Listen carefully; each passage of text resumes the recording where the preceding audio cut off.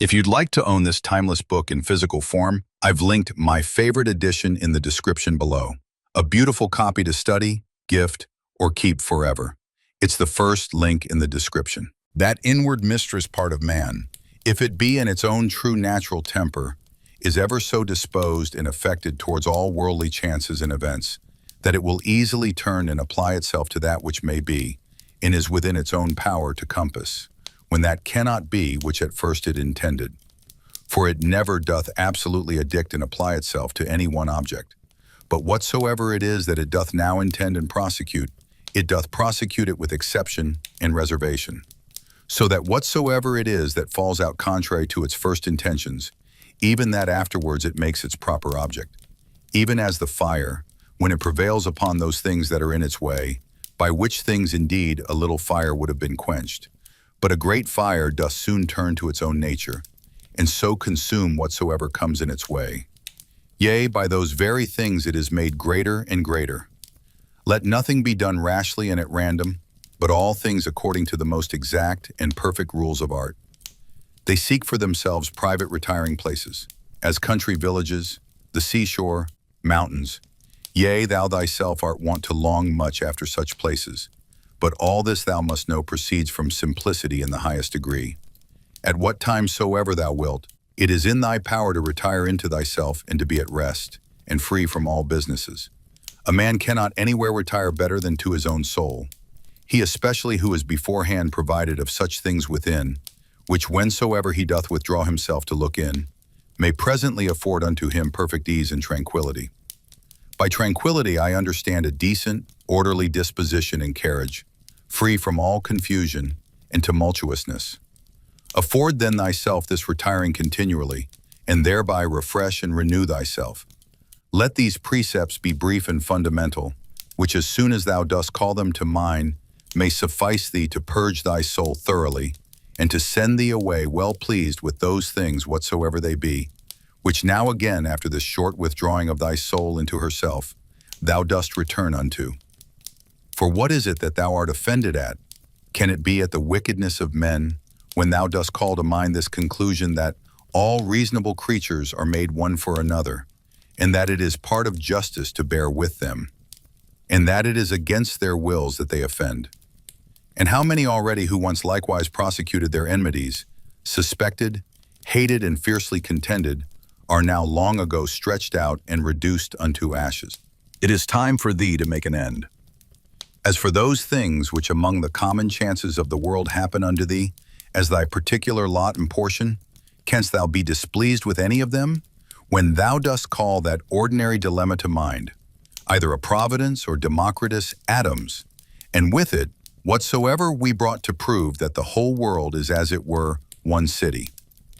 And as for thy body, what canst thou fear if thou dost consider that thy mind and understanding, when once it hath recollected itself and knows its own power, hath in this life and breath, whether it runs smoothly and gently, or harshly and rudely, no interest at all, but is altogether indifferent, and whatsoever else thou hast heard and assented unto concerning either pain or pleasure, but the care of thine honor and reputation will perchance distract thee? How can that be, if thou dost look back and consider both how quickly all things that are forgotten, and what an immense chaos of eternity was before and will follow after all things, and the vanity of praise, and the inconstancy and variableness of human judgments and opinions, and the narrowness of the place wherein it is limited and circumscribed? For the whole earth is but as one point, and of it this inhabited part is but a very little part, and of this part how many in number, and what manner of men are they that will commend thee? What remains then but that thou often put in practice this kind of retiring of thyself to this little part of thyself, and above all things, keep thyself from distraction, and intend not anything vehemently, but be free, and consider all things as a man whose proper object is virtue, as a man whose true nature is to be kind and sociable, as a citizen, as a mortal creature. Among other things which thou must use to withdraw thyself and consider, let these two be among the most obvious and at hand. 1. That the things or objects themselves reach not unto the soul, but stand without still and quiet, and that it is from the opinion only which is within that all the tumult and trouble doth proceed. The next, that all these things which now thou seest shall within a very little while be changed and be no more. And ever call to mind how many changes and alterations in the world thou thyself hast already been an eyewitness of in thy time. This world is mere change, and this life, opinion. If to understand and to be reasonable be common unto all men, then is that reason, for which we are termed reasonable, common unto all. If reason is general, then is that reason also, which prescribeth what is to be done and what not, common unto all. If that, then law. If law, then are we fellow citizens. If so, then are we partners in some one common weal. If so, then the world is as it were a city. For which other commonweal is it that all men can be said to be members of? From this common city it is that understanding, reason, and law is derived unto us. For from whence else? For is that which in me is earthly I have from some common earth, and that which is moist from some other element is imparted? As my breath in life hath its proper fountain, and that likewise which is dry and fiery in me. For there is nothing which doth not proceed from something, as also there is nothing that can be reduced unto mere nothing. So also is there some common beginning from whence my understanding hath proceeded. As generation is, so also death, a secret of nature's wisdom, a mixture of elements resolved into the same elements again, a thing surely which no man ought to be ashamed of, in a series of other fatal events and consequences, which a rational creature is subject unto, not improper or incongruous, nor contrary to the natural and proper constitution of man himself. Such and such things from such and such causes must of necessity proceed. He that would not have such things to happen is as he that would have the fig tree grow without any sap or moisture. In sum, remember this, that within a very little while both thou and he shall both be dead, and after a little while more, not so much as your names and memories shall be remaining. Let opinion be taken away, and no man will think himself wronged. If no man shall think himself wronged, then is there no more any such thing as wrong. That which makes not man himself the worse cannot make his life the worse, neither can it hurt him either inwardly or outwardly. It was expedient in nature that it should be so, and therefore necessary. Whatsoever happens in the world happens justly. If you take careful notice, you shall see it clearly, not only in terms of a logical chain of consequences, but in accordance with justice, as if by deliberate and fair distribution based on the true worth of things. Keep watching, as you've already begun. And whatever you do, let it be something a good man, in the truest sense of the word, could rightly do. Hold fast to this in every action. Do not adopt the mindset of the one who wrongs you, or what he wants you to think. Instead, look at the matter plainly and truthfully. Two principles you must always keep ready at hand. First, do nothing unless reason, flowing from your highest and ruling faculty, directs it for the good of others. Second, always be open to correction when someone presents clear and reasonable evidence, not for the sake of pleasing others or gaining praise, but because justice or the common good demands it. Do you have reason? You do. Then why not use it? If reason fulfills its function, what more could you possibly need? Up to now, you have had a separate individual existence. Soon you will dissolve back into the source from which you came, the rational substance from which all things arise. Many grains of incense are offered on the same altar. One burns away quickly, another slowly, but all to the same end. Within a few days, those who now scorn you might treat you like a god, if you return to living by reason and virtue. Yet even now they see you as no better than an animal or a fool. Live not as though you have thousands of years ahead. Death hangs over you. While you are still alive, while it is still in your power, be good. How much time and freedom does a man gain who stops being curious about what others say or do or attempt, and instead focuses entirely on what he himself is doing, and whether it is just and righteous? Or, in the words of Agathos, don't look around at the crookedness of others, but run straight ahead, steady and undistracted. He who craves praise and reputation after death does not consider that those who remember him will themselves soon die, and those who come after them as well. Eventually, all memory, passed down through admiring generations who themselves perish, will be extinguished. But even if both your memory and the people who carry it live forever, what is that to you? Not even after death, but while you're alive. What difference does praise make? If there is any value in it, it is only as a kind of strategy or social function, not for its own sake. If anything about you is truly worthy, whether by nature, action, or intention, it is so in itself. What is good or beautiful does not rely on praise to become so. Praise adds nothing, nor does the lack of it subtract anything. This holds even for things considered beautiful by worldly standards, whether due to their material or the artistry involved. But when we speak of true goodness, justice, truth, kindness, modesty, do they need praise? Do they change when praised or ignored? Does an emerald become any less valuable if no one admires it? Does gold or ivory or rich purple fabric, do the simplest things like a knife, a flower, or a tree lose their nature if no one says they are good? If some doubt that souls remain after death and ask how the air could contain them all eternally, let them consider this. How then has the earth managed to contain all the bodies buried in it since the beginning of time? Just as dead bodies are broken down and changed into new forms, making room for other bodies, so too are souls. If they continue for a time after death, existing separately in the air, they are eventually returned to their origin, the universal, rational substance from which all souls arise. This could happen through transformation, diffusion, or some other dissolution. In this way, room is made for new souls beginning their journey in physical form. And if you consider the sheer number of animals eaten by humans and other creatures, you might wonder where they all go. Yet the earth and the bodies of the eaters continue to receive and contain them because they are transformed into blood, into air, into heat. So the truth of the matter lies in understanding everything by its nature.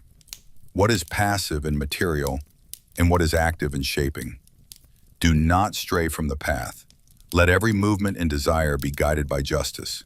Be diligent in forming clear and truthful judgments of everything that comes to your mind. Whatever is fitting for the world is also fitting for me. Nothing is out of season if it is part of the world's rhythm. Whatever the seasons bring, I will receive as fruit in its time. O nature, you are the source of all things, the sustainer of all things, and the destination of all things. Others may say with pride, O glorious city of Athens. But why should I not say instead, O glorious city of God? People often say, stick to fewer things if you want peace of mind. And they're right.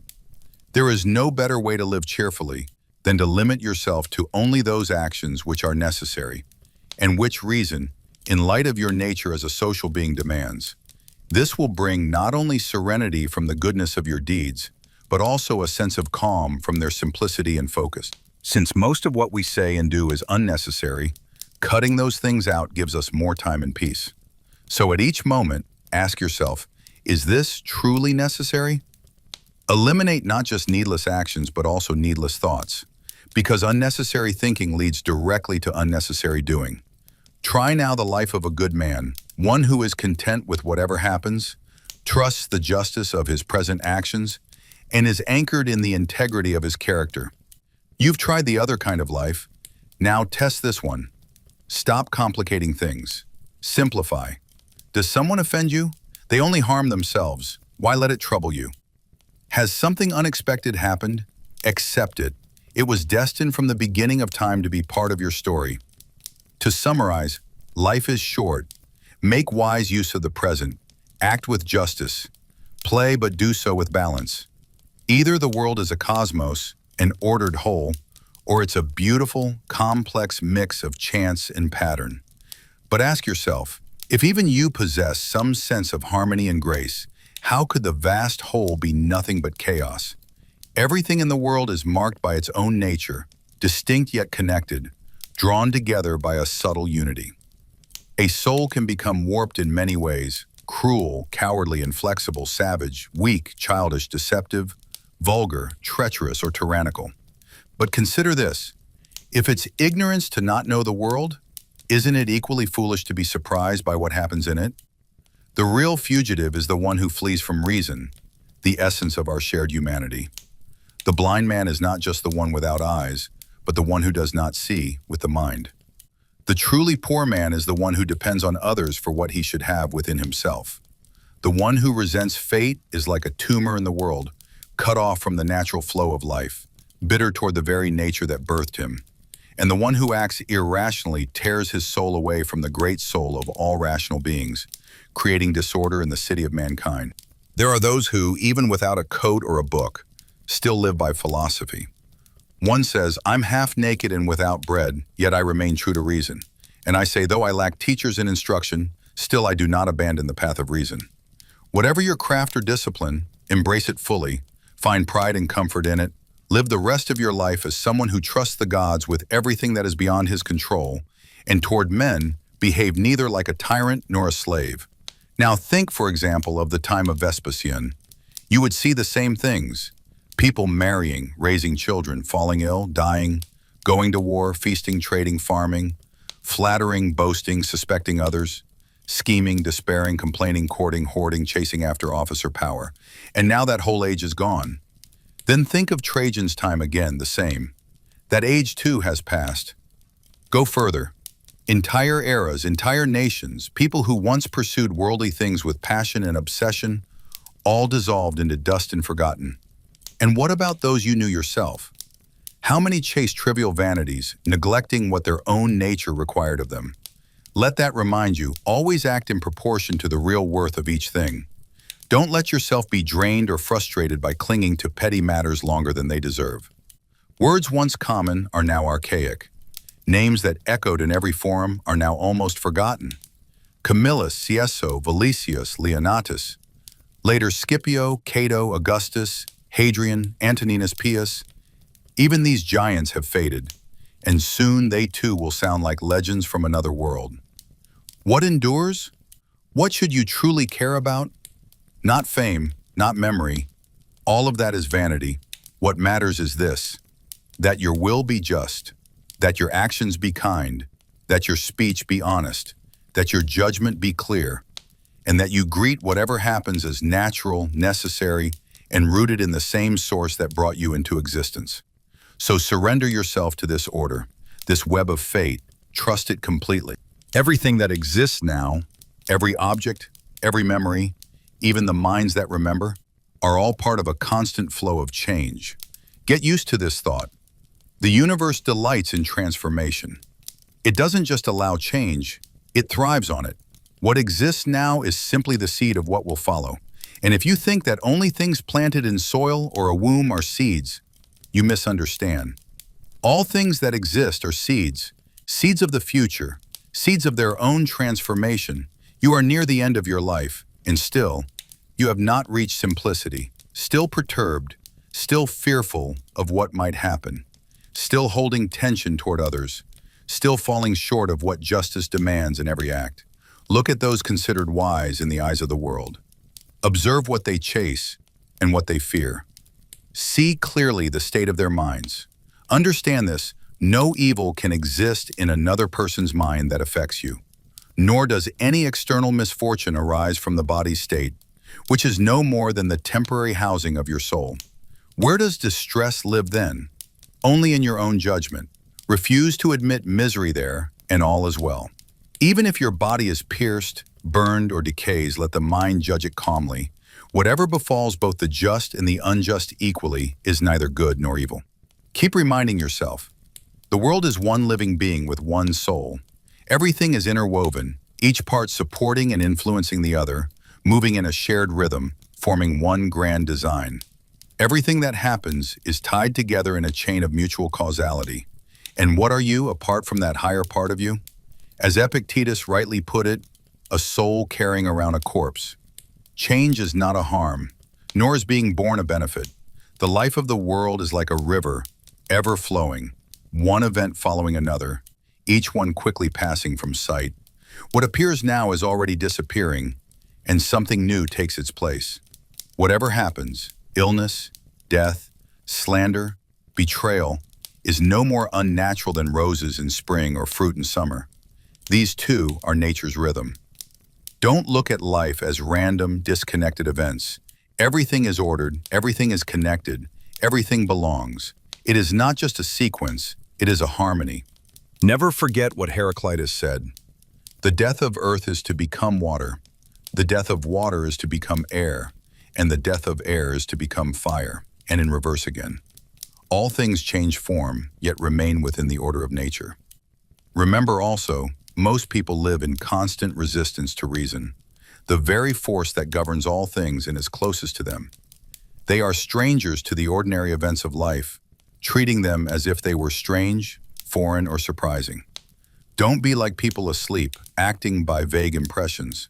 Don't live like children mimicking their parents, saying, "That's how it's always been done." Let everything you do be awake, rational, and truly chosen. Now consider this: if a God told you, "You will die tomorrow or the day after," you would not, unless you were truly cowardly, consider dying a day later to be a great favor.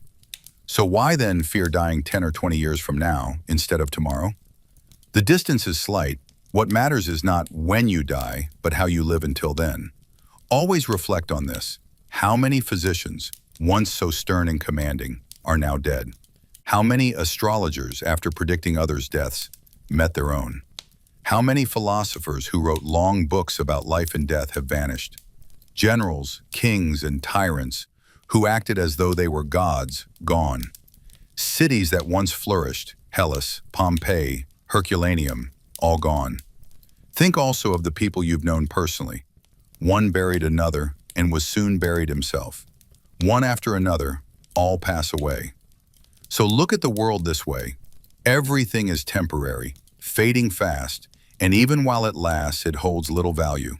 What is man? A creature who not long ago was a drop of fluid and soon a corpse or ashes. Let this be your view. Life is brief, and yet even in that short span, we can live rightly. So go on your way with calm and gratitude, like a ripe olive that falls from the branch, thanking the tree that bore it and the earth that received it. You must be like a sea cliff, standing firm while waves crash upon it. The ocean may roar, but you remain unmoved, still, solid, and at peace amidst the storm. Oh, wretched me for this misfortune! No, blessed am I, for though this has happened, I endure it without grief, untouched by pain, and unafraid of what comes next. After all, such a thing could have happened to anyone, but not everyone would have borne it so well. So why call this a misfortune rather than a mark of strength? Ask yourself honestly, does this stop me from being just, from being courageous, wise, self-controlled, kind, free? No, then it is not a misfortune at all. So here is the principle. Nothing that happens to you is a misfortune, but to bear it with dignity, that is a great blessing. Here is a simple but effective cure for the fear of death. Reflect on those who lived long, clinging greedily to life. Cadicianus, Fabius, Julianus Lepidus. They buried many and were eventually buried themselves. Did they gain anything over those who died young? Life is short, no matter how long it seems. And even what little we do live must be spent enduring frailty, disappointments, and discomfort. So let it all be indifferent to you. Look backward, an endless ocean of time. Look forward, another. In all this infinity, what does it really matter whether you live 3 days or 3 centuries? Let your path always be the shortest one, that which follows reason and nature. Speak and act only according to what is most sound, most just, most true. That path will free you from confusion, conflict, disguise, and pride. It will lead you straight to peace.